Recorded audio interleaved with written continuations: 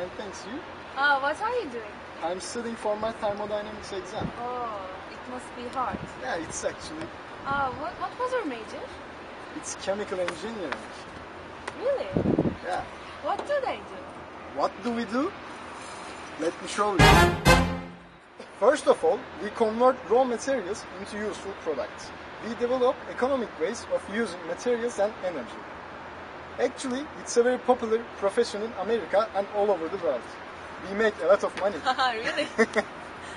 In every state, we are the most earning right after lawyers and doctors. Our history goes back to 1880s. AICHE, American Institute of Chemical Engineers, was founded in 1908 actually.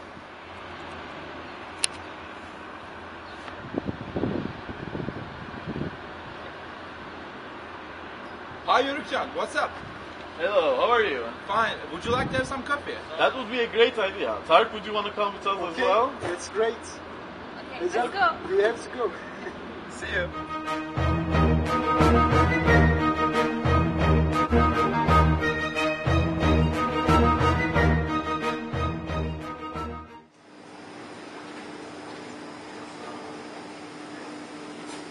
Hi, can I have the caffeinated coffee?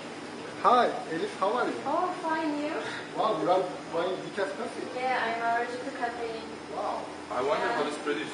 Guys, we just learned it in the separation course. I can tell you about it. Okay, then let's go and Okay, let's have a go. discussion. Okay, guys, as I said, I will explain you how to decaffeinate coffee beans. But first, safety. Okay, let's start. Okay, guys, caffeine extraction happens by using supercritical CO2. Maybe you learned this from your chemistry classes.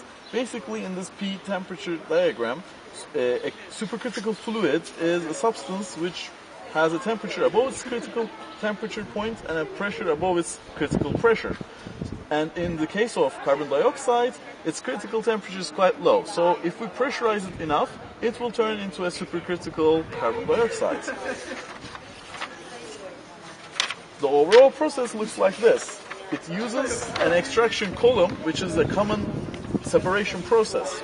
Green coffee beans with caffeine is fed to this extractor, which comes into contact with the CO2, supercritical CO2, and caffeine is dissolved in the supercritical CO2, and it leaves the column from the upside, as you can see here. Decaffeinated coffee beans leave from the bottom of the column, and it ultimately becomes your coffee beans. Then caffeine-rich CO2 is fed to a second column, where it comes to contact with the fresh water. And since caffeine dissolves in water more favorably than it does in supercritical CO2, it passes on the water, and caffeine-rich water is extracted from the bottom of the column. Then this fresh supercritical CO2 is recycled back to the reactor. Then we have a reverse osmosis unit here, which applies pressure on the caffeine dissolved water to produce some fresh water, which is recycled back to the reactor. Then you can use crystallization techniques to separate water and caffeine and obtain pure caffeine crystals.